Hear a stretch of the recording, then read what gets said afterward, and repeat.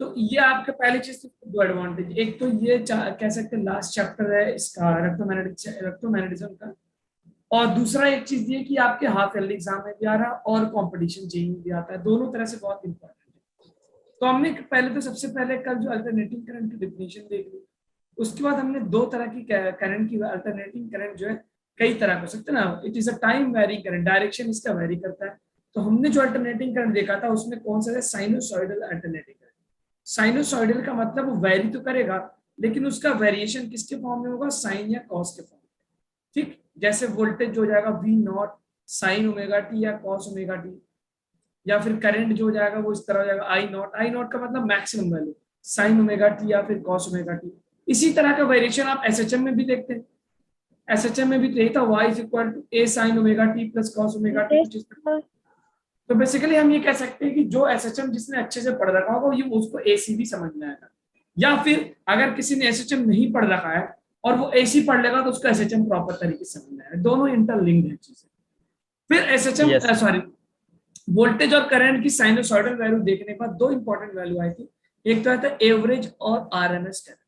RMS current का दूसरा नाम इफेक्टिव करंट भी होता है, एवरेज करंट। आपने देखा कि साइनोसॉइडल में एवरेज 0 से 2 पाई तक के बीच में तो जीरो होता है, एवरेज निकालते यस कैसे बेटा, कोई भी एवरेज वैल्यू कैसे निकालते, अगर याद आ रहा आपको, integration of y d x yes sir. Upon d x, yes sir. और अगर हम ग्राफ में देखते थे, तो जहां से जहां तक का एवरेज निकालना है वहां से वहां तक का एरिया देते थे। तो ये हो जाता है इसका, अगर ग्राफ से एवरेज निकालना होता था तो हम निकालते थे एरिया अपॉन एक्स एक्सिस की वैल्यू, ठीक है, ये एवरेज निकालते थे।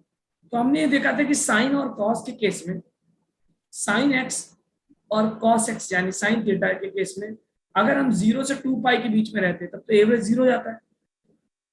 क्यों, क्योंकि जितना एरिया ऊपर है उतना ही एरिया क्या हो गया था, नीचे। लेकिन अगर हम जीरो, तो हम साइन और कॉस का जो एवरेज डिफाइन करते हैं, कैलकुलेट करते हैं, वो या तो सिर्फ ऊपर वाले एरिया के लिए या तो फिर सिर्फ नीचे वाले एरिया के लिए, जो कि हमें होगा या तो 0 से पाई या फिर पाई से 2 पाई। तो यहां से मुझे एवरेज वैल्यू आ गई थी कितना, 2 बाई पाई, 2 बाई पाई आ गया। ठीक, तो जब एसी करंट में हम घुसते हैं, एसी करंट में लेके जाएंगे इस कंसेप्ट को, तो हमें मिला था कि I average is equal to I naught into 2 पाई, 2 बाई पाई। याद आ रहा है क्या यहाँ तक का सारा एवरेज करने का कंसेप्ट?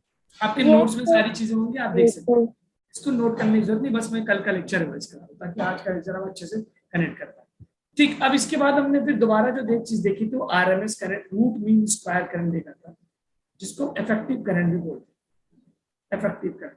तो एसी सर्किट में मैंने कल बताया था कभी भी वैल्यूज बतानी होगी सिंगल वैल्यूज, तो वो आरएमएस वैल्यू बताएंगे, ठीक है। इफेक्टिव करंट, इफेक्टिव करंट जब भी बताना होगा तो हम उसका आरएमएस वैल्यू बताएंगे, इफेक्टिव वैल्यू बोलते हैं इसको। इसको हम कैलकुलेट करते हैं, उल्टा करते हैं ना, पहले स्क्वायर करते हैं, फिर मीन करते हैं, फिर रूट करते हैं, फाइन। तो इसका तरीका क्या था, अगर मान लो हमारे पास पहले स्क्वायर किया फिर मीन लिया, मीन लेने के लिए वही तरीका, ये आ गया आपके पास आरएमएस वैल्यू, ठीक है। आरएमएस वैल्यू, अगर वैल्यूज नेगेटिव है तो स्क्वायर करने के बाद पॉजिटिव हो जाएंगे, यस है ना, सर। इसीलिए आरएमएस वैल्यू हमारे करंट में सर यहाँ से, जी सर अंडर रूट नहीं लगाएंगे? हाँ, अन्य सॉरी हाँ, स्क्वायर किया, मीन के बाद एक चीज बची हुई थी क्या, रूट निकालनी। तो साइन थीटा या फिर कॉस थीटा का जो आरएमएस वैल्यू आया था, दैट वाज बेसिकली, किसी को याद है जल्दी से, 1/√2 आ गया था, 1/√2। तो एसी सर्किट में जब आरएमएस वैल्यू निकालते हैं तो आरएमएस आई आर में लिखूंगा बार बार, आई आर जिसके इफेक्टिव वैल्यू बोलते हैं, आई नॉट बाई रूट टू, और 1/√2 की वैल्यू 0.707 याद रखिएगा, 0.700, और 2 बाई पाई की वैल्यू समथिंग 0.69 होता है। देखिए 2 बाई पाई 0.69 होगा क्या, देखना बहुत इंपॉर्टेंट लेक्चर बनने वाला आज का, 2 डिवाइड बाई 5, हाँ 0.64 हो जाएगा, 0.64। यस तो आपने ये देखा कि जो आरएमएस वैल्यू ऑफ करंट है वो एवरेज वैल्यू से बड़ा है। तो एसी सर्किट में, तो फॉर एसी याद रखिएगा, तो एसी के लिए जो आरएमएस वैल्यू आता है वो बड़ा आता है किससे, एवरेज वैल्यू से, क्योंकि ये तो 0.707 आ गया आई नॉट, यस और ये कितना आ गया 0.64 आई नॉट। ठीक, यहां तक तो हमने कल डिस्कस कर लिया था। और कुछ क्वेश्चन भी किए थे। ठीक है, लैगिंग लीडिंग का कंसेप्ट पढ़ा था हमने, lagging yes sir. Leading, Yes, sir. Lagging leading.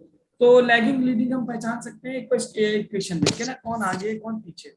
तो ये सब बातें हमने कल डिस्कस की थी, आज हम स्टार्ट करते हैं विद्यार्थी का क्वेश्चन। अच्छा, अब देखिए एसी सर्किट में अगर बेटा आपने एक चीज ये देखी, अभी तक आपने फॉर एग्जाम्पल अल्टरनेटिंग करंट से पहले करंट इलेक्ट्रिसिटी जब आपने पढ़ा था, तो ये मान लेते हैं एक रेजिस्टेंस है 2 ओम का, और यहाँ पे एक बैटरी लगा दिया आपने, फॉर एग्जाम्पल पावर सप्लाई कर दिया 10 वोल्ट का। तो आप बहुत सारी चीजों को निकालते थे, ओम्स लॉ लगाते थे, ओम्स लॉ होता था क्या, V is equal to I R, voltage जो है करंट के प्रोपोर्शनल बराबर हो गया। ठीक है, दूसरा अगर आपसे पूछा था तो पावर लॉस कितना होगा, पावर लॉस या पावर, तो आप सर्किट का पावर क्या बोलते थे, E is equal to I square R या फिर V स्क्वायर बाई आर या। ठीक है, तो यही सारी, ये तो हम डीसी के लिए यूज करते थे, ये तो डायरेक्ट करंट के लिए था, बैटरी वैटरी के लिए था। अब एसी के लिए यही सारे फॉर्मूलेज बन जाएंगे। एसी में जब ये फॉर्मूला लगाएंगे तो जो ओम्स लॉ लगाएंगे तो V is equal to I R, यहाँ पे या फिर पावर की value I square into R करेंगे आप। तो यहाँ पे जो जितनी वैल्यूज आप लिख रहे हैं आई और V, ये कौन सी वैल्यूज हैं, इफेक्टिव या आरएमएस वैल्यूज है, याद रखिएगा आरएमएस वैल्यूज। ठीक है, तो आरएमएस वैल्यू निकाल के आप ये सारी वैल्यूज लगा सकते हैं एसी के लिए, fine. Yes sir. Yes, sir. तो आप बस इतना नोट कर लीजिए कि जो आपने ओम्स लॉ या पावर का या जो भी फॉर्मूला आपने वहां पे डिराइव किया है डीसी सर्किट के केस में, एसी सर्किट के केस में वो सारे फॉर्मूलाज लगा सकते हैं, लेकिन सारी वैल्यूज आरएमएस के फॉर्म में। फाइन बेटा। Yes, sir. इस पे बेस्ड एक क्वेश्चन अगर दे दें हम आपको, इस पे क्वेश्चन दे दें, आप कह रहे हैं लाइट बल्ब जो एनसीईआरटी का प्रॉब्लम है 100 वॉट उस पर रीडिंग की गई है, 100 वॉट। और अच्छा एक चीज और बता दें, पावर का ये वाला फॉर्मूला भी था V स्क्वायर बाई आर, वहां से भी निकाल सकते हैं पावर का फॉर्मूला V स्क्वायर, ये सारे आरएमएस वैल्यू वाला फॉर्मूला। अब देखो बहुत सिंपल प्रॉब्लम है एनसीईआरटी का, कह रहा है कि लाइट बल्ब 100 वॉट है 220 वोल्ट, तो ये 220 वोल्ट, अब लाइट बल्ब घरों में एसी सप्लाई देता है, तो 220 वोल्ट बोला तो आप समझ जाएंगे कि इफेक्टिव वैल्यू यानी आरएमएस वैल्यू। Yes, sir. तो कह रहा है रेजिस्टेंस बताओ, पीक वोल्टेज बताओ, आरएमएस करंट बताओ। बहुत आसान क्वेश्चन है, जल्दी से बताओ, फॉर्मूला अप्लाई करो, अटल बिदल यस सर। वैल्यूज कैलकुलेट करके बताइए, कोई बहुत कंसेप्चुअल प्रॉब्लम नहीं, सिंपल सा प्रॉब्लम है।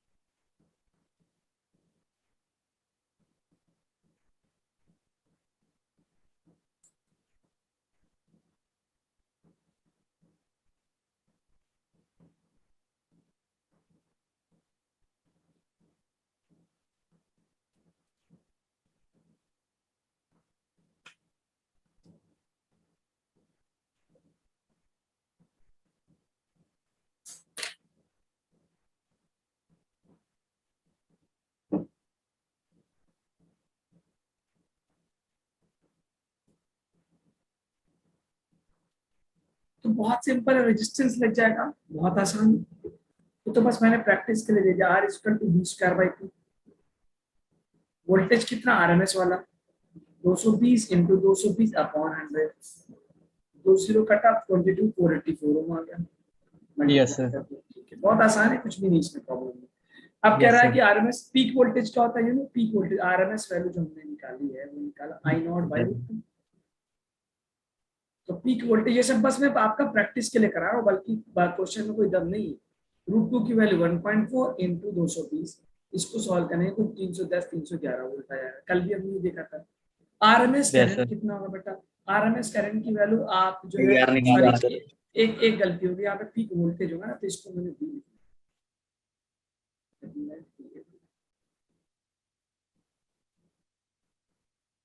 We R equal to V naught, so V naught की वैल्यू होगी वी आर, यहां से मेरे पास जाएगा।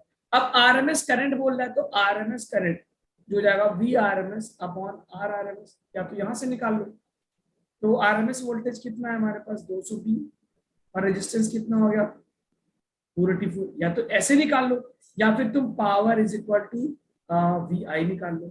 इसमें दोनों चीजों आरएमएस की है, तो आई आरएमएस जो जाएगा पावर अपॉन वोल्टेज का। पावर कितना 100, वोल्टेज कितना आरएमएस वोल्टेज कितना है 220। ठीक है। तो ये दोनों बातें सेम आएंगी, will get the same answer. Divide करिए आंसर आ जाएगा। हम भी चले आगे, ये तो कुछ नहीं थे, it's just a revision of the formulas. कुछ भी नहीं था, सिर्फ रिवीजन ऑफ द फार्मूलाज था। इसको नोट कर लीजिए तो याद है आपको, काम आ जाएगा, पेन को स्पीड बढ़ाने में काम आएगा, और कुछ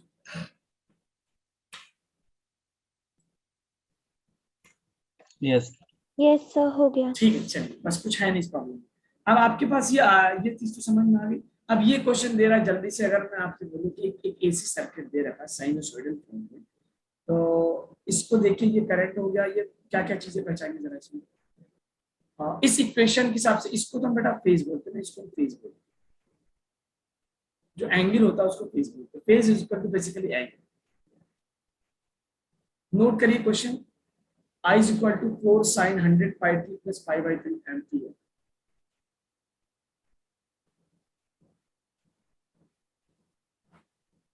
RMS value, peak value, frequency, initial phase, current at t equal to 0। बहुत आसान क्वेश्चन है, बस फटाफट मुझे वैल्यू बताओ। पीक वैल्यू कितनी हो जाएगी? सबसे पहले आई नॉट निकाल लो। कितना है पीक? 4। 4। ये तो बहुत आसान है, अगर हम स्टैंडर्ड कन्वेंशन से मल्टीप्लाई मैच करें तो I is equal to I not sine या कॉस ओमेगा टी प्लस 5 जो होता है। आई नॉट मैक्सिमम, तो आई नॉट तो 4 आ गया।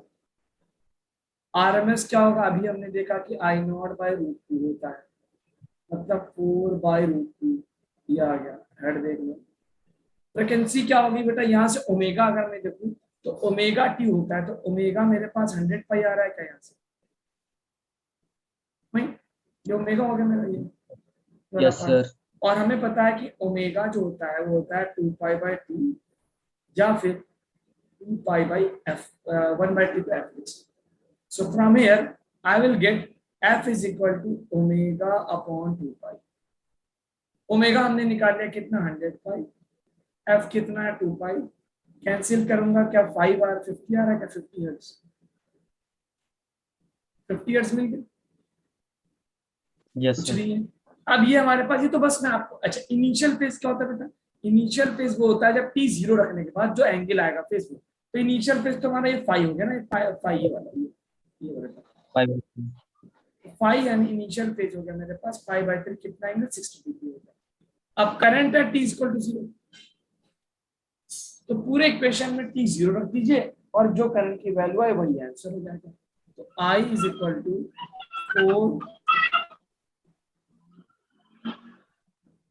4 साइन t 0 करने पे 100 पाई t 0 ब्रैकेट में क्या पड़ेगा? 0 plus π/3 sine π/3 sine 60 degree. Sine 60 degree कितना हो गया? √3/2। Root 3/2 sir.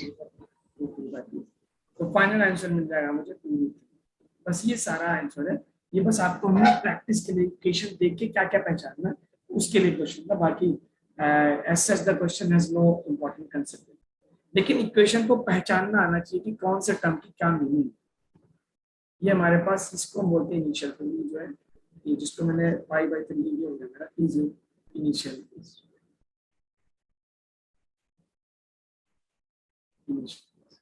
और ये जो होता है ये वाला टर्म, ये हमारे पास ओमेगा।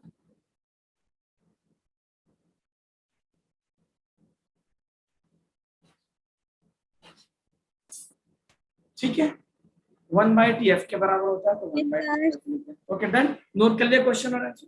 Yes sir.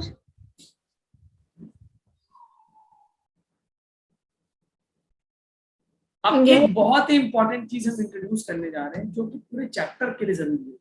अब बिलीव मी, फेजर डायग्राम बताने जा रहे हैं। अगर किसी ने ये नहीं समझा तो पूरा एसी सर्किट रोएगा वो। अगर आपने पहले समझ सका है तो बहुत अच्छी बात है, और अगर नहीं समझ रखा है तो बहुत ध्यान से अगला 15 मिनट देखिएगा और बहुत प्रॉपरली उसको नोट बनाएगा, क्योंकि फेजर डायग्राम समझ में आमतौर पर नहीं आता।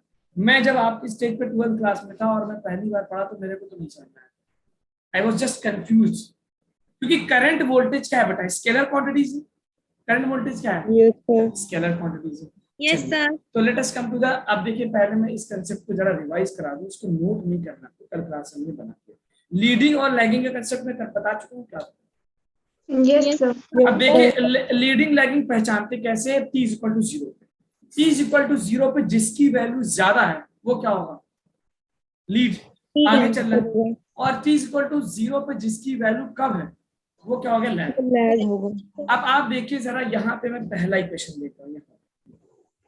तो वोल्टेज जो है V equal to V not sine omega T है, और करंट जो है वो क्या है, sine omega T minus five, minus हो रहा है ना, यानी एंगल कम है, तो ये क्या कर गया, लैग कर गया। Lag. तो करंट का डायग्राम नीचे होगा T इक्वल टू 0। देखिए यहाँ पे, तो वोल्टेज का ग्राफ अगर मैं देखूं, तो वोल्टेज यहाँ से शुरू हो रहा है और करंट यहाँ शुरू हो रहा है। Yes. ठीक है बेटा, समझ में आया क्या। Yes, sir. अच्छा, इसी तरह अब आप देख सकते हैं यहाँ पे V equal to V not sine omega T है, और I equal to I not sine omega T plus five, यानी एंगल बढ़ के आ रहा है, तो ये क्या कर गया, लीड कर गया। तो यहाँ पे करंट वाला देखेंगे ग्राफ ऊपर, ये डैश वाला जो है करंट है, और ये सॉलिड वाला वोल्टेज है। तो T इक्वल टू 0 पर, ठीक है। चलिए अब आप इस ग्राफ को जल्दी से बना लीजिए, बस इस लाइन को मत ड्रॉ करिए, इसको जाने दीजिए, बस ये डायग्राम आप बना लीजिए कि ये जो इसमें क्या है, इसमें क्या हो रहा है, कौन लीड कर रहा है, वोल्टेज लीड, करंट, इसमें कौन लीड कर रहा है, इसमें करंट कर रहा है, इसमें करंट लीड। लीड का मतलब क्या है, करंट उन वैल्यूज को पहले अचीव कर लेगा जो वोल्टेज बाद में करेगा। ठीक है बेटा, यानी लीड का मतलब है करंट उन वैल्यू, लीड और लैग का मतलब हिंदी में लिख लो, क्योंकि बच्चे कंफ्यूज हो जाते हैं। लीड का मतलब क्या हुआ, पहले वैल्यूज मिल जाएंगी, लिख लीजिएगा। लीड का मतलब वैल्यूज पहले मिल जाएंगी, पहले वैल्यूज, हिंदी पढ़ लेते हैं। Yes, sir.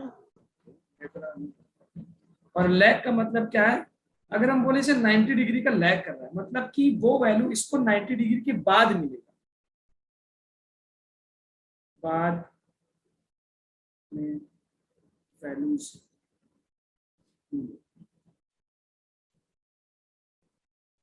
नोट कर लो, लीड और लैग का लैग कर लो। और ये जो मैंने कट किया इसको तो मत बनाना, उसके अलावा सारा डायग्राम बनाना।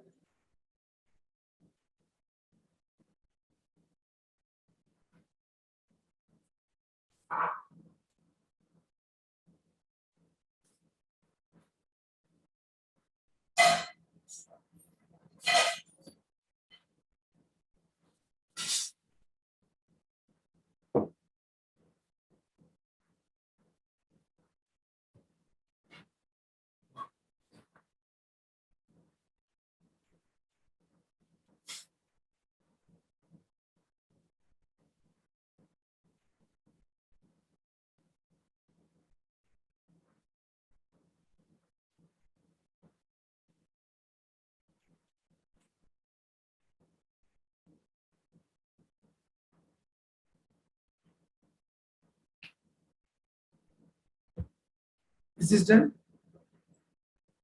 Sir, 1 minute थोड़ा सा रहा।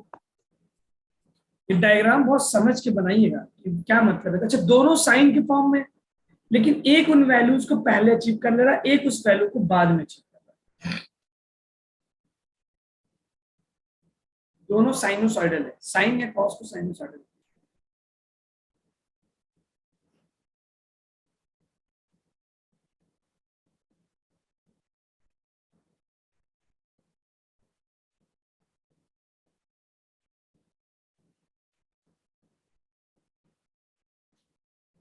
Done no. Yes, sir. अब देखिए, एक चीज तो आपने लीड लैग का कंसेप्ट समझ लिया। अब आते हैं, जैसे फॉर एग्जांपल, अब ये क्वेश्चन दिया हुआ है, करंट की वैल्यू दी हुई है ये I equal to I not sine omega T, और वोल्टेज यानी E की वैल्यू दी हुई है। तो कह रहा है दोनों के बीच में कितना फेज डिफरेंस है, कौन किसको लीड कर रहा है ये बताए, और कितने एंगल से लीड कर रहा है। तो हमने बताया था कि लीड और लैग पहचानने के लिए दोनों सेम फॉर्म में होना चाहिए, या तो दोनों साइन में हो या तो दोनों किस में हो, कॉस में हो, तभी तो Cos. पहचान कॉस में। Yes, तो sir. अब या तो आप साइन को कॉस बना लो 90 प्लस थीटा 90 माइनस थीटा करके, या तो कॉस के साइन बना लो 90 प्लस थीटा 90 माइनस थीटा, तभी आप पहचान पाएंगे उन दोनों का फेज डिफरेंस और उन दोनों का लीड और लैग। तो क्या इरादा आप लोगों का, आप जो क्वेश्चन नोट करने के बाद मुझे बताइए किस में कन्वर्ट करने का पसंद करेंगे आप, दोनों को साइन बनाए या दोनों को कॉस बनाए? Sine. चलो Sine. ठीक है, Yes, चलो sir. ठीक है, तो तुम दोनों को साइन बनाना चाहते हो तो साइन वाला तो ऐसे ही जाने तो नोट कर लिया। अब इस कॉस को साइन बनाना है, तो अगर हम बोले आपसे कि कॉस थीटा को क्या लिख सकता हूँ, sine Sine pi by 2 t plus 90 plus theta yes, sir. लिख सकता हूँ। इट मीन्स कॉस थीटा को मैं साइन 90 प्लस थीटा लिख सकता हूँ, है ना, राइट? और थीटा यस क्या सर एंगल है, तो इस एक्सप्रेशन को मैं दोबारा लिख सकता हूँ, इस एक्सप्रेशन को लिख सकता हूँ E is equal to E naught, E is equal to E naught cos की जगह साइन 90 प्लस जो कुछ दिया हुआ वो थीटा है ओमेगा टी प्लस पाई, ठीक, ये जो है ये एंगल वो 90 प्लस थीटा, थीटा मतलब एंगल। अब हम इसको मैच करेंगे तो मुझे एक चीज दिख रही है, sine omega T plus pi by 2 plus pi bye 3, बताना जरा पाई बाय 2 प्लस पाई बाय 3 कितना होगा, और 6 5 पाई बाय 6 हो जाएगा क्या? Yes, sir. एलसीएम अगर ले लेना, एलसीएम 6 ले लो, 3 to 5 पाई बाय 6 ये आ गया। पाई बाय 6 अब दोनों साइन के फॉर्म में आ गए, बहुत आराम से दिख रहा है कि कौन लीड कर रहा है कौन लैग कर रहा है, जिसकी वैल्यू ज्यादा है वो लीड करेगा, जिसकी वैल्यू कम है वो लैग करेगा। तो आपको दिख रहा है ये ओमेगा टी है, ये ओमेगा टी प्लस समथिंग है, तो ये आपके पास क्या आ गया, लीड हो रहा है। Yes, मतलब sir. यस सर ई जो है वो लीड कर रहा है, आगे है करंट के बाई 5 पाई बाय 6, और यही 5 पाई बाय 6 दोनों के बीच के एंगल डिफरेंस जिसका फेज डिफरेंस भी बोलते हैं। तो फेज डिफरेंस, या आप हिंदी में लिख लो अपनी कॉपी में, इंग्लिश में, which language you are comfortable at, कि टू फाइंड द लीड और lag first convert into same form both sine और बोथ कॉस, और फेज डिफरेंस पता करने के लिए भी दोनों को सेम फॉर्म में कन्वर्ट करो, आइदर बोथ साइन या फिर दोनों बोथ कॉस, इतना लिख के फिर आगे बढ़ना। तो फेज डिफरेंस के लिए आपने दोनों के एंगल को माइनस किया,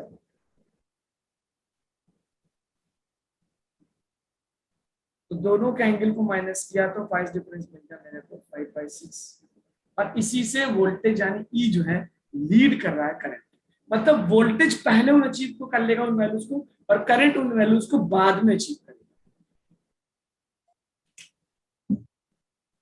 और इस लाइन को फिर से मैं रिपीट कर रहा हूँ, write down to finding phase difference और लीड और lag both convert, first convert both into the same, पहले दोनों को सेम फॉर्म में कन्वर्ट करिए।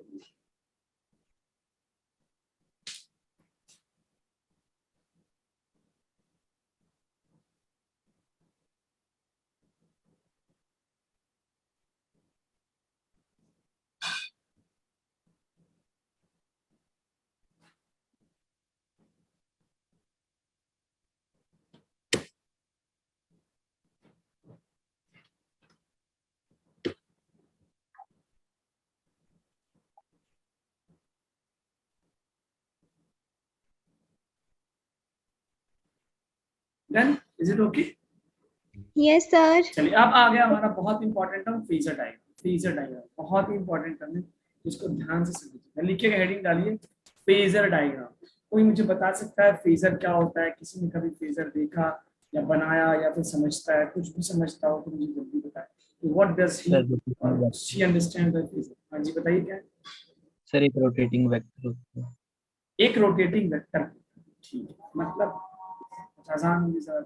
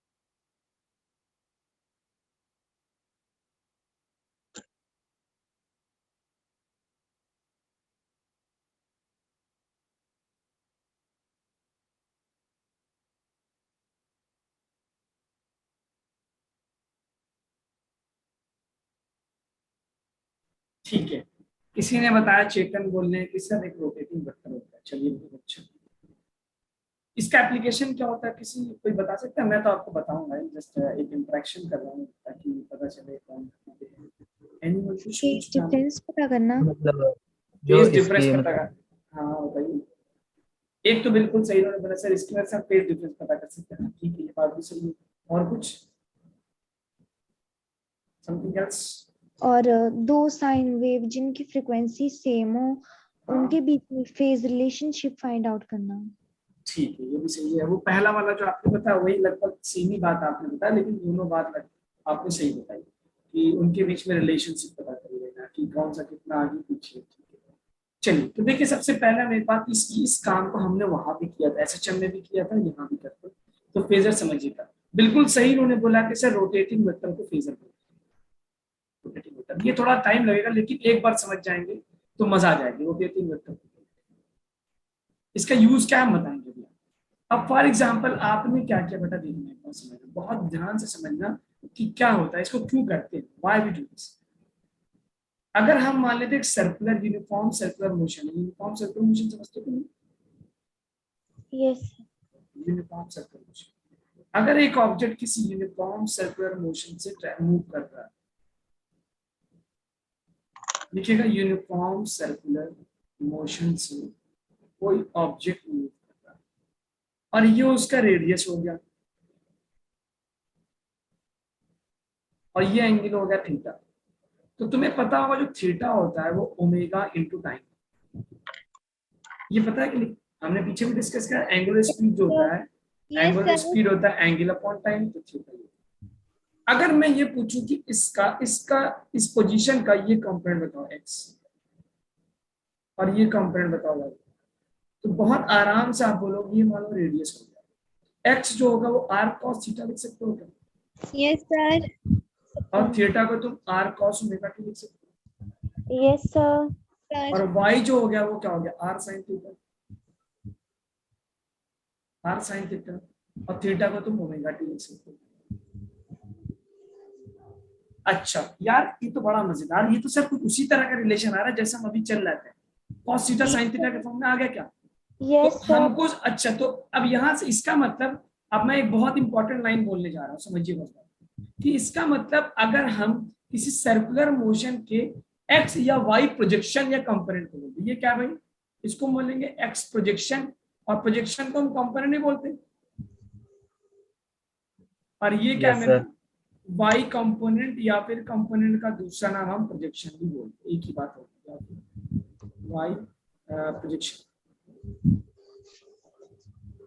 तो अगर हमने एक रेडियस वेक्टर लिया और उसको यूनिफॉर्म वेलोसिटी से रोटेट कर दिया, तो क्या उसका प्रोजेक्शन या कंपोनेंट साइनोसॉइडल है?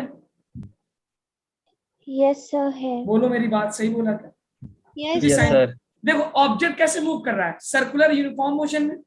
क्या object circular, object sinusoidal, object का मोशन साइनोसॉइडल है क्या? नहीं, ऑब्जेक्ट तो घूम रहा है, लेकिन उसका जो प्रोजेक्शन है वो साइनोसॉइडली आगे पीछे हो रहा है, साइन थीटा या कॉस थीटा ऊपर नीचे। मेरी बात समझ में आ रही क्या? Yes yes sir. सर। जब वो उसकी परछाई जो उसका प्रोजेक्शन है वो आगे पीछे हो रहा होगा, आगे पीछे हो रहा होगा। तो हमने बोला I can say that the projection of UCM, uniform circular motion, is sinusoidal, is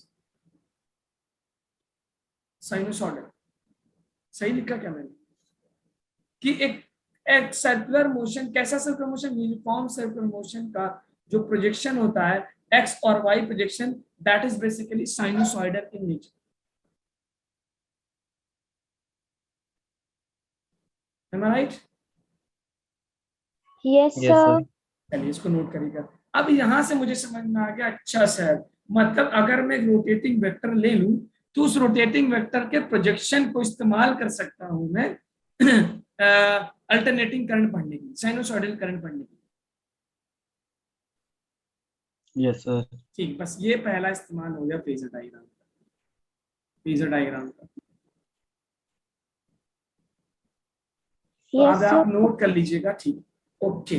अब यस। दूसरा सवाल ये होगा, ये तो सर वेक्टर है, हम पढ़ने जा रहे हैं करंट और वोल्टेज जो कि स्केलर क्वांटिटीज है। तो सर ये वेक्टर का स्केलर से क्या मतलब हो गया?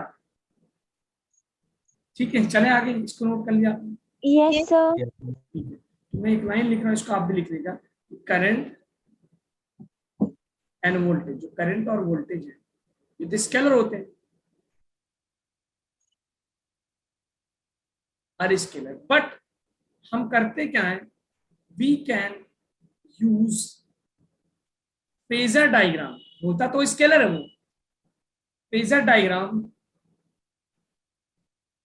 To mathematic for easy mathematical easiness. हम ये देखेंगे कि फेजर डायग्राम बनाने के बाद मतलब उनको एक वेक्टर की तरह ट्रीट करेंगे। वेक्टर होता है क्या करंट वोल्टेज? होता है क्या? No, sir. नहीं होता। लेकिन हम करेंगे क्या, उसको एक वेक्टर की तरह ट्रीट करेंगे सिर्फ एक पर्पस के लिए, क्या? मैथमेटिकल कैलकुलेशन आसान हो जाएगी बस। We can use phasor diagram for mathematical easiness. Mathematical calculation हमें देखना, सॉल्व करना बहुत आसान हो जाएगा। ये काम है हमारा फेजर डायग्राम।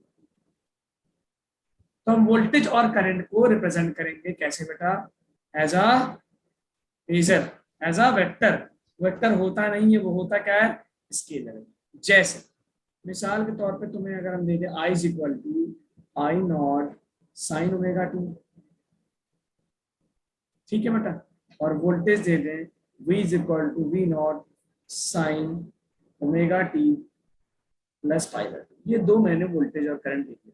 अब कहना, मैं कह रहा हूँ जरा इसको फेजर के फॉर्म में रिप्रेजेंट करो, यानी रोटेटिंग वेक्टर के फॉर्म में, मतलब यूनिफॉर्म सर्कुलर मोशन के फॉर्म में। आपने एक तरफ थीटा बनाया जो कि ओमेगा टी के बराबर होगा, और दूसरी तरफ आपने कहा कि चलो भाई मैं इधर मान लेता हूँ करंट, ये मेरा क्या हो गया करंट। तो वोल्टेज 90 डिग्री आगे वो कैच करता हूँ, 90 डिग्री आगे क्या होगा वोल्टेज। ये फेजर रिप्रेजेंटेशन, ठीक है। एक और समझा देता हूँ आपको, एक और समझा देता हूँ। मान लो वो करंट दे दे हमको I is equal to I not sine omega T plus pi by 2, ये हमको दे दिया करंट, और वोल्टेज दे दिया हमें V is equal to V not sine omega T minus pi by 2। ऐसा कुछ हमको खेल दे दिया। अब कह रहा है इसका फेजर डायग्राम बनाओ। इसका फेजर डायग्राम बनाने के लिए हमें क्या करना होगा, यानी वोल्टेज और करंट के बीच का रिलेशन। तो ओमेगा टी तो ये हो गया 30, इसका मतलब ये क्या हो गया आई, क्योंकि करंट जो है 30 डिग्री, सॉरी पाई बाय 3 कितना होता है 60 डिग्री, तो 60 डिग्री ऊपर है क्या? Yes, sir. इसका टू 0 से, और ये जो है मेरे पास ये 60 डिग्री नीचे है।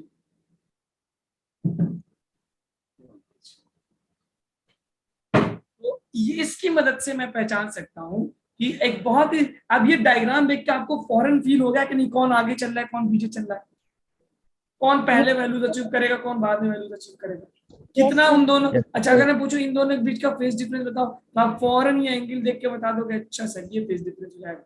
Yes, sir. तो ये सब फायदे हैं किसके? फेजर डायग्राम, ठीक है। फेजर डायग्राम का इस्तेमाल अब करते हैं सिर्फ मैथमेटिकल इजीनेस के लिए। वेक्टर नहीं होता, करंट स्केलर, करंट और वोल्टेज तो होते स्केलर है, but use them just for Mathematical easiness. Mathematical. Yes, sir. ठीक, Yes, sir. चलिए आगे बढ़ते हैं, देखते हैं, आते हैं कुछ फेजर डायग्राम। मिसाल के तौर पे देखो ये क्या, एक फेजर डायग्राम है, लेफ्ट साइड में फेजर डायग्राम है, और ये वोल्टेज और करंट का साइनोसॉइडल ग्राफ। ये क्या है भाई? ग्राफ है, ग्राफ ऑफ एंड आई, और ये क्या है? Phasor diagram. फेजर डायग्राम अगर मैं ग्राफ देखूं बेटा, तो ग्राफ से बता सकते हैं मुझे कितना फेज डिफरेंस है दोनों के बीच में। टी इक्वल टू 0 पे चेक करो, टी इक्वल टू 0, क्या दोनों सेम समय पे स्टार्ट कर रहे हैं? Yes, Yes, sir. sir. इसका मतलब मेरे को फेज डिफरेंस मिल गया 0। Phase difference 0. 0, जब फेज डिफरेंस 0 हुआ मतलब जब फेजर डायग्राम बनाऊंगा तो एक ही लाइन पे दोनों को बनाऊंगा। Yes, sir. Yes, sir. ठीक है, अब एक चीज देखो, करंट की वैल्यू कम है इसलिए करंट का वेक्टर मैंने छोटा बनाया, और वोल्टेज ज्यादा है तो मैंने उसको बड़ा बनाया। फाइन। Yes, sir. अच्छा, Yes, sir. अब देखो इसने वर्टिकल कंपोनेंट क्या होगा, ये जो होगा बेटा ये वाला, क्या ये साइन थीटा के साथ आएगा ये वाला, और ये क्या होगा Yes, sir. Sine theta. तो आप देखिए कि इसने यहाँ पे शो कर रखा है एरो बना के, ये कहेगा I equal to I sine theta, और इसको शो कर रखा है इसने, क्योंकि अभी हमने देखा ना कि कोई सर्कुलर मोशन में अगर फेजर है, कोई सर्कुलर मोशन में अगर फेजर है, यानी बेसिकली फेजर का मतलब क्या होगा, यूनिफॉर्म सर्कुलर मोशन, और ये एंगल अगर थीटा है तो ये जो वाई है ये वाई, तो वाई क्या होगा आर साइन थीटा, जो लिखा है मैंने। तो बताओ ये सर्किट डायग्राम, ये जो लाइक सर्किट डायग्राम है, ये फेजर डायग्राम और ग्राफ दोनों को बहुत अच्छे समझ में आया।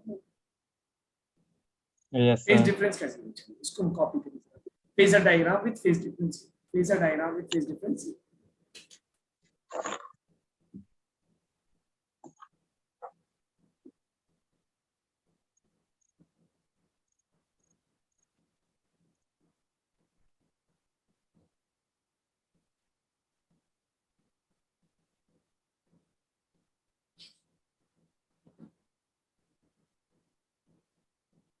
तो फेजर, अब मैं एक और डायग्राम बनाने जा रहा हूँ, आप उसको फेजर डायग्राम बनाएंगे। अगर फेजर डायग्राम अच्छे समझ में आया है तभी आपको अल्टरनेटिंग करंट का मजा आएगा। अच्छा, ये जो sign omega T cos omega T ये समझ में आ रहा है नहीं बेटा आप लोगों को सबको, ये साइन थीटा कैसे लिखा, कॉस थीटा कैसे लिखा, वरना तो बिल्कुल हवा भी नहीं लगती कि क्या कर दिया आपने। ये तो है फेजर डायग्राम, वेक्टर के फॉर्म में शो किया लेकिन होता नहीं vector.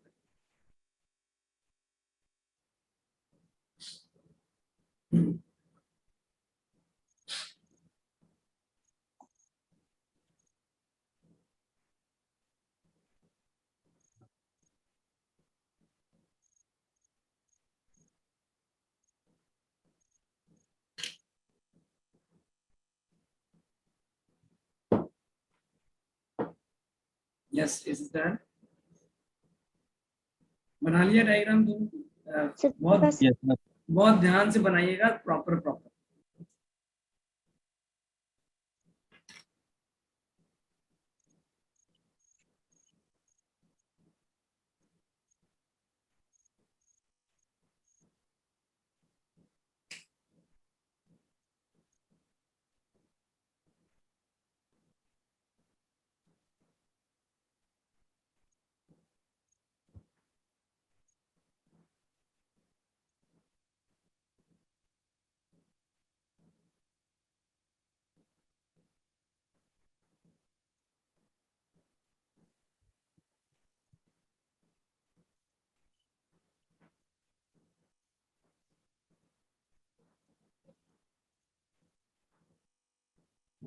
Yes, is this done?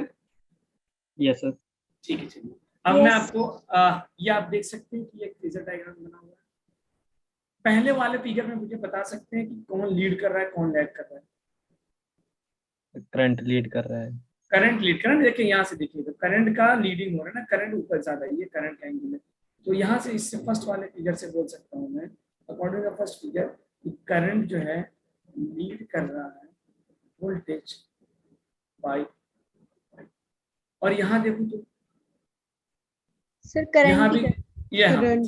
तो Yes, sir. जल्दी तो आप इस डायग्राम को, फेजर डायग्राम को बना के जल्दी से लिख लीजिए। मैंने लिखा आई लीड बाय 5।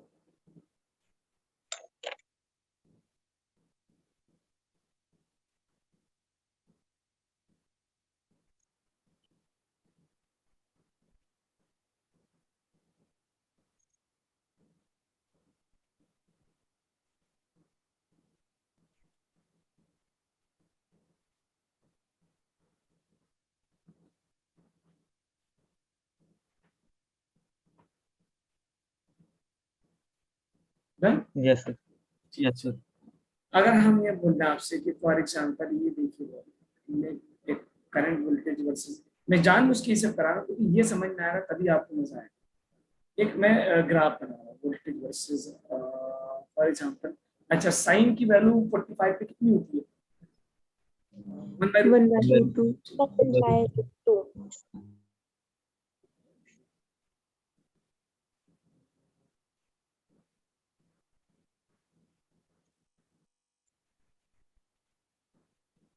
ये मैंने बनाया कल, यहाँ पे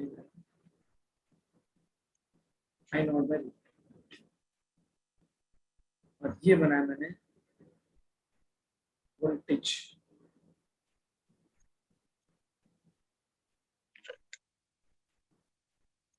जीरो पे, ठीक है, एक मिनट जरा सोचने दीजिए मुझे।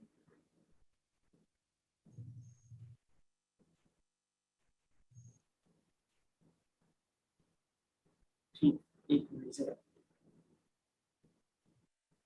दूसरा कलर चूज करता हूँ, मेरे साथ बनाइए क्योंकि ये बहुत इंपॉर्टेंट है। इसको हम बनाएंगे।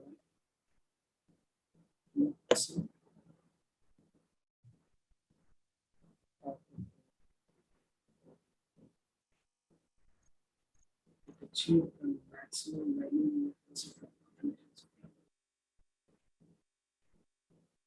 यहाँ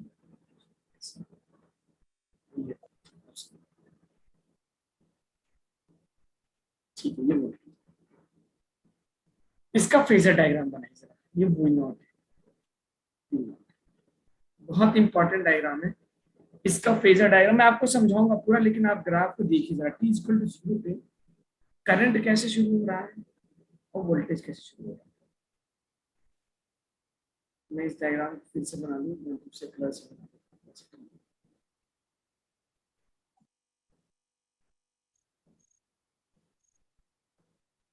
और ध्यान से देखिए, t इज इक्वल टू 0, अगर मैं इसका मैं बोलूँ आपसे जरा इसका फेजर डायग्राम बना। सबसे पहले तो इक्वेशन लिख के दिखाओ मुझे आई का, और इक्वेशन अगर मैं लिखूं जरा तुम सोचो इसमें क्या लिख सकते हो, बाकी मैं बताऊंगा। I am here to help you always. क्या होगा? कोस की इक्वेशन लिखेंगे। कॉस की किसके लिए? किसके लिए कॉस? साइन के लिए या फिर? वोल्टेज के लिए, वोल्टेज। वोल्टेज के लिए।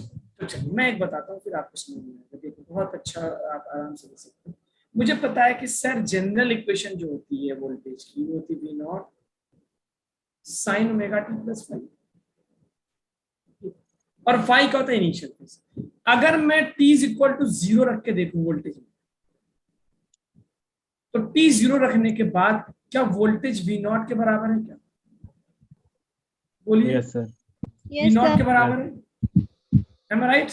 तो इसका मतलब Yes. क्या हो गया कि ये 5 मैक्सिमम पे, तो v की जगह v not is equal to v not sine five लिख दो, क्योंकि ओमेगा t 0 रखा, तो v नॉट से v not cancel, 1 is equal to sine five. यार मतलब क्या 5 की वैल्यू 90 मिल गई।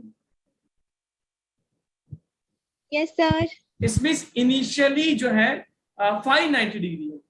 तो हम अगर दोबारा इस इक्वेशन को लेके आए बेटा, तो v की वैल्यू मैं लिख सकता हूँ v not sine omega T. आपको समझ आया मैंने फाइव कैसे निकाला? t इक्वल टू 0 रख के फाइव निकाल लिया मैंने, t इक्वल टू 0 रख के फाइव निकाल लिया। Sign omega T plus 90 degree को मैं पाई बाय 2 लिख सकता हूँ, 90 डिग्री को मैं पाई बाय 2 लिख सकता हूँ। और साइन 90 प्लस थीटा कितना होगा? कॉस थीटा, तो इसको मैं v not cos omega T लिख सकता हूँ। और आप देखिए मैंने सर इतना बिल्कुल सही बनाया, क्योंकि कॉस का ग्राफ 1 से शुरू होता है, कॉस का ग्राफ 1 से शुरू होता है, ये भी सही हो गया। Yes, अच्छा, sir. इसी तरह मैं अगर करंट का डायग्राम मान लू, करंट का जनरल इक्वेशन लिख लूं, I is equal to I not sine omega T plus five. अब आपको मैं बोलूं फाइव निकालो, तो फाइव निकालने के लिए आप टी इज इक्वल टू 0 रखोगे, और टी इज इक्वल टू 0 पे आई कितना है? Sir, I not by I not by, very good, I not by root two. अब ऊपर वाली इक्वेशन में I not by root two रख के चेक करो, ऊपर वाले इक्वेशन में I not by root two रख के चेक करो, तो 5 0 हो गया। तो आई नॉट से आई नॉट 1 बाई रूट टू, कितने एंगल पे आ रहा है 1 बाई रूट टू? 45 पे। तो यहाँ से मुझे Yes. मिल गया 45 डिग्री। 45 डिग्री का मतलब 5/4। वापस मैं अगर इसको यहाँ रख दूं फाइव की value, so I will get the general equation of the current. Current का जो इक्वेशन बनेगा वो क्या आ गया? साइन ओमेगा टी प्लस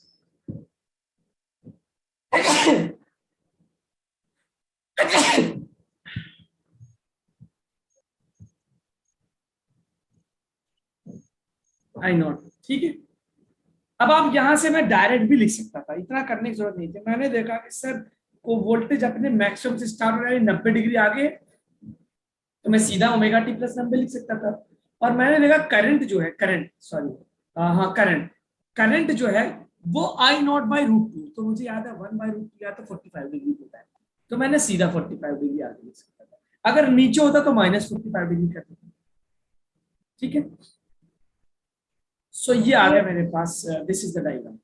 अब अगर मैं इसी का फेजर डायग्राम बनाऊं, यहाँ बीच में फेजर डायग्राम बना रहा हूं, बहुत ध्यान से देखो, इनका फेजर डायग्राम, इस बॉक्स में फेजर,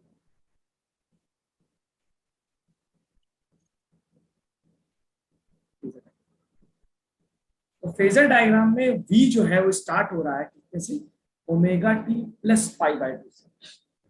ठीक है, तो अगर हम ये माने और दिस वोल्टेज को ओमेगा टी यानी π/2 कहीं यहाँ पे आ गया, वोल्टेज होगा π/2 मतलब 90 डिग्री आगे, और करंट जो है ओमेगा टी प्लस π/4 कहीं यहाँ पे होगा, और ये एंगल कितना होगा, π/4।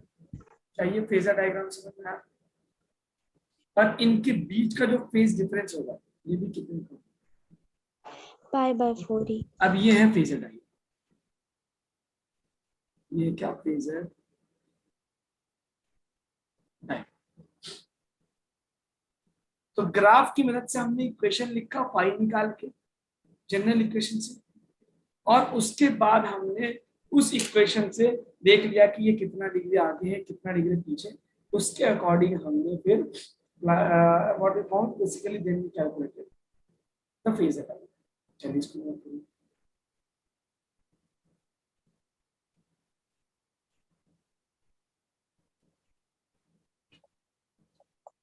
Yes Yes, sir, sir. हो गया।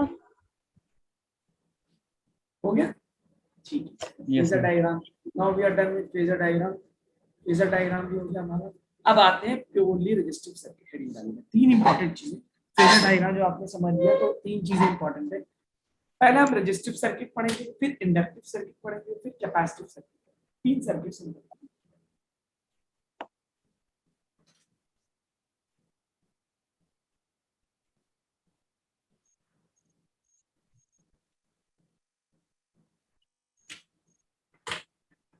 हेडिंग डालिए purely resistive circuit, purely R Yes. Circuit. देखिए, तो हमने एक सर्किट लिया व्हिच इज प्योरली रेजिस्टिव, सिर्फ रेजिस्टेंस, उसके अंदर कोई इंडक्टेंस नहीं कोई कैपेसिटेंस, और उसको कनेक्ट कर दिया AC source.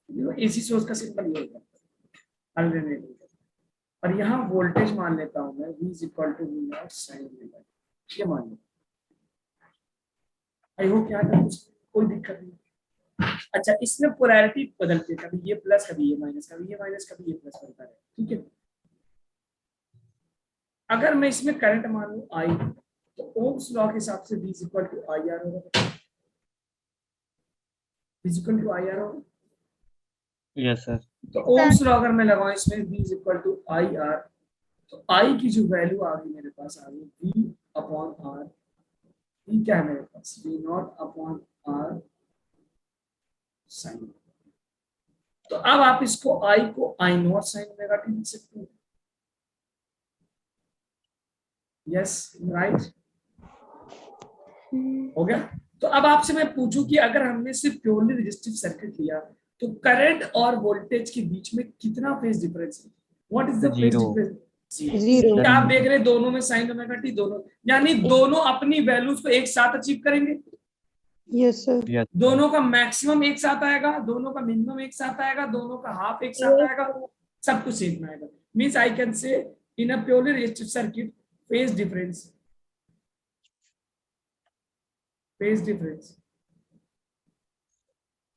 between voltage and current is how much?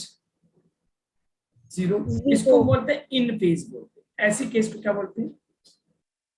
In phase बोलते हैं। अगर इसका हम ग्राफ और फेजर डायग्राम बनाने की कोशिश करें तो कैसा बनेगा, जरा आप सोच के अपनी कॉपी में ग्राफ डायग्राम बनाइए। ऑफलाइन क्लास होती तो मैं आपके सर पे खड़ा होकर देख लेता, और अगले स्लाइड में मैं इसका फेजर डायग्राम और वोल्टेज करंट डायग्राम दिखाऊंगा। Ohm's law.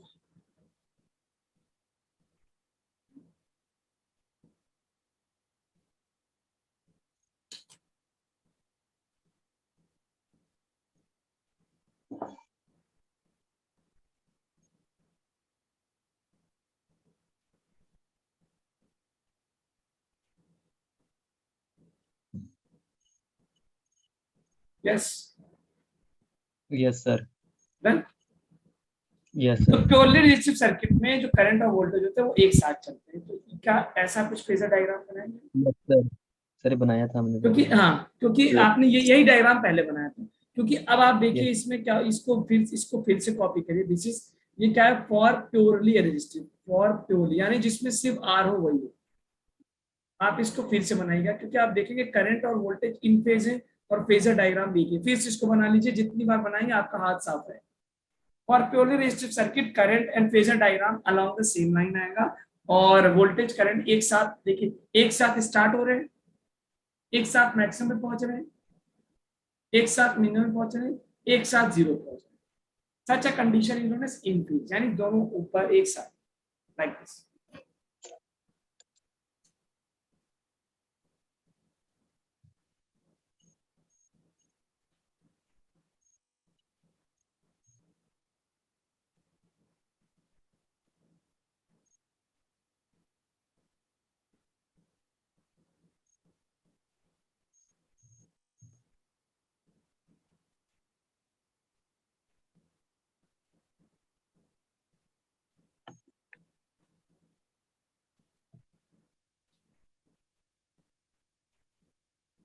सर बना लीजिए। बना लिया, ठीक है। अब जरा अगला टारगेट हमारा है purely inductive circuit, purely L circuit, purely L circuit. Purely R हो गया, प्योरली एल। प्योरली एल का सिंबल ये होता है। सभी लोग ने इस डायग्राम को बना लिया क्या? इक्वेशन बना ली, कैलकुलेशन हम कल करेंगे। अभी तो मैं Yes, बस sir. आपको Yes, सिर्फ sir. ये बता रहा हूँ, फेज डिफरेंस जीरो होता है। फेजर डायग्राम बना लिया along the same line, graph भी बना लिया आपने, एक साथ बढ़ेगा, एक साथ घटेगा, एक साथ जीरो, एक साथ मैक्सिमम। और अगर फेजर डायग्राम बनाएंगे तो phasor diagram along the same line आएगा, करंट और वोल्टेज। प्योरली एल सर्किट में इंडक्टेंस का सिंबल ये होता है। आपने एक बहुत आसान है, बहुत आसान है, ये आपने लगाया क्या, एसी सोर्स, और वोल्टेज मान लेते V और साइन लगा दिया। अब आपको पता है इंडक्टर में बेटा एक बैक ईएमएफ पैदा होता है। इंडक्टर में Yes, क्या sir. पैदा होता है? Back EMF. Sir. और बैक ईएमएफ का फॉर्मूला हमने लिखा था LdI/dt। Yes, sir. अच्छा, अगर इधर पॉजिटिव इधर नेगेटिव, तो यहाँ प्लस और यहाँ अपोज करेगा क्या? उसको अपोज Yes. करेगा। करेगा। तो अगर मैं किरचॉफ्स लॉ लगाऊं इसमें, किरचॉफ्स वोल्टेज लॉ, चलो किरचॉफ्स लॉ, तो केवीएल याद होगा, मैंने करंट रेजिस्टेंस पढ़ाया था कि लो माइनस से प्लस क्या लेते हैं, हाई राइज टू प्लस। तो अगर मैं किरचॉफ्स वोल्टेज लॉ लगाऊं बेटा ऐसे, तो यहां से अगर मैं चलूंगा इस वाले टर्मिनल से A B C, KVL along A B C, तो ए से बी जाऊंगा तो माइनस से प्लस हो रहा हूं क्या? Yes sir. तो प्लस हो गया, प्लस बी। और जब सी से डी जाऊंगा तो प्लस से माइनस, माइनस हो जाएगा क्या? Yes sir. Yes sir. और टोटल किरचॉफ लॉ क्या बोलते हैं, एक सर्किट में घूम के जब हम कंप्लीट करते हैं तो टोटल पोटेंशियल डिफरेंस का सम क्या होता है? जीरो के बराबर होता है। जीरो होता है। आई हो गया, वेरी गुड। अब जरा हम इसको बी को हम लिख सकते हैं, I can write B S B not centimetre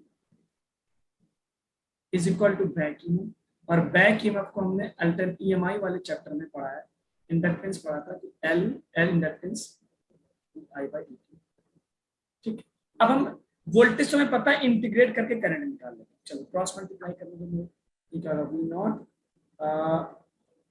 sin omega t dt upon L is equal to di। अब हम अगर इसको इंटीग्रेट कर दें तो करंट का फॉर्मूला क्या है? Sine Yes, theta sir. का इंटीग्रेशन क्या होता है? Minus cos theta minus cos theta. Minus V not by L cos omega t, और नीचे को ओमेगा भी आएगा, क्योंकि आप तो मैथ्स के स्टूडेंट हो, मुझे बताने की जरूरत है कि इंटीग्रेशन में Yes, साइन sir. थीटा को डिफरेंशिएट करोगे तो ओमेगा मल्टीप्लाई होता, इंटीग्रेट किया तो नीचे ओमेगा डिवाइड हो जाएगा, इज इक्वल टू आई। ये आ गया मेरे पास। So I got the expression of current, बहुत ध्यान से देखिएगा, minus V naught upon omega L cos omega. cos omega, ये आ गया।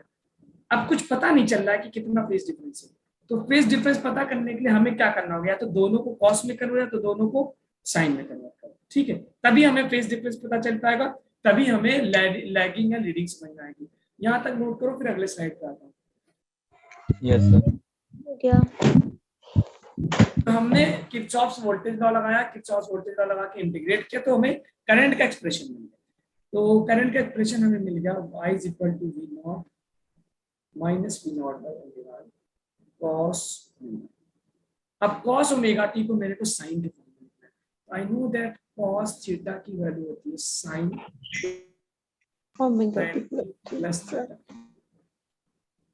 लेकिन हमको माइनस cos थीटा चाहिए, तो माइनस cos थीटा को क्या मैं how can I right minus cos theta, क्या इसको sin theta minus 90. Theta minus 90 ले सकता, बिल्कुल थीटा माइनस 90 ले सकता, क्योंकि मैथ्स में आपको पता 90 माइनस थीटा sin थीटा होगा।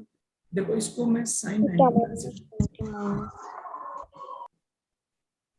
तो sin minus theta minus sin theta होता है, तो इसको मैं थीटा माइनस 90 ले सकता। या तो अब मिल गया मुझे आंसर, तो minus cos theta v not by omega तो बाहर आ गया, cos ओमेगा टू को मैं लिख सकता हूँ sin ओमेगा t माइनस 90। आया क्या करंट का एक्सप्रेशन? Yes, sir. और वोल्टेज का एक्सप्रेशन मेरे पास था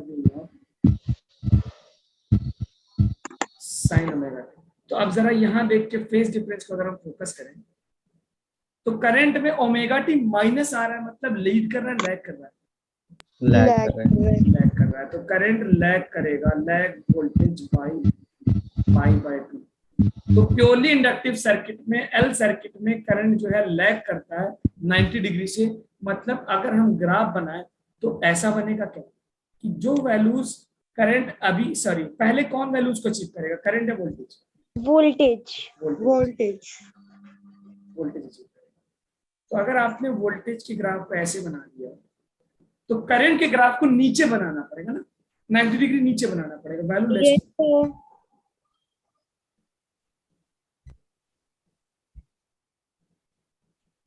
ऐसे बनेगा। ये हो जाएगा मेरा वोल्टेज और ये हो जाएगा करंट। और अगर फेजर डायग्राम बनाए,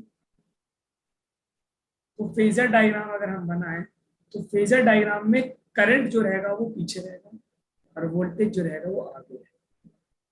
सो अगर हम इसको मान लें वोल्टेज, ये मेरा वोल्टेज होगा, तो करंट क्या होगा 90 डिग्री पीछे।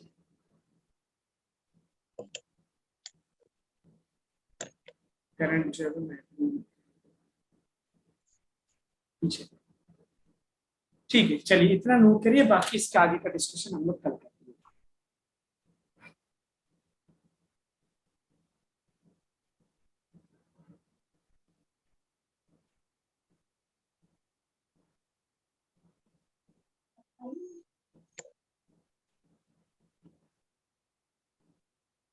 Yes, sir. हो गया। ठीक है, हो गया। चलिए, तो इसके आगे का डिस्कशन हम कल कंटिन्यू करेंगे। कल का मतलब नेक्स्ट क्लास जब भी होगा, ठीक है। ओके स्टूडेंट्स, अगर Yes, देखिए आप लोगों ने बताया था कि you people told me that, ये नोट कर लिया क्या सभी? Yes, sir. यस आप लोगों ने हमसे बताया था कि डायग्राम तो मैंने बना दिया था कि वेंसडे को आपकी लास्ट क्लास होगी। तो वेंसडे तो है आज, लेकिन हमें तो ये आज मीटिंग होगी फाइनली, उसमें डिसाइड होगा कि when will be the last class. तो अभी तो मैं कंफर्म नहीं होगी कि आपकी क्लास होगी कि नहीं होगी। अगर मान लेते हैं कि अगर आज आपकी लास्ट क्लास है, इन केस अगर मीटिंग में डिसाइड होता है, तो फॉर दैट तो all the best for your examination, हम एग्जाम के बाद मिलेंगे। और अगर आज के बाद लास्ट क्लास नहीं होती तो कल तो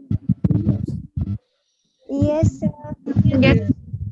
good evening all of you, मिलते हैं अगली क्लास में। Good evening. Evenings.